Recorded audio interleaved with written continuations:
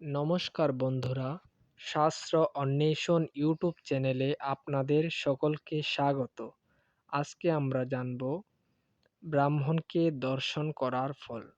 তো এ সম্পর্কে ব্রহ্মবৈবর্ত পুরাণে শ্রীকৃষ্ণ জন্মখণ্ডে ১বিংশতিতম অধ্যায়ে ভগবান শ্রীকৃষ্ণ বলছেন, দর্শনাৎ মুচ্যতে পাপাদিতি বেদে নিরূপিতম অপ্রজ্ঞো বা তো প্রজ্ঞো বা ব্রাহ্মণ বিষ্ণু বিগ্রহ।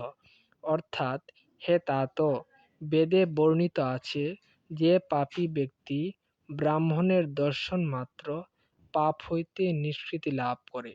জ্ঞানী হোক বা অজ্ঞানী, ব্রাহ্মণ মাত্রই বিষ্ণুরূপী। এমনই নতুন নতুন ভিডিও পেতে আমাদের চ্যানেলটি সাবস্ক্রাইব করবেন, ভালো লাগলে লাইক শেয়ার করবেন। ধন্যবাদ। হরি ওম স্বস্তি।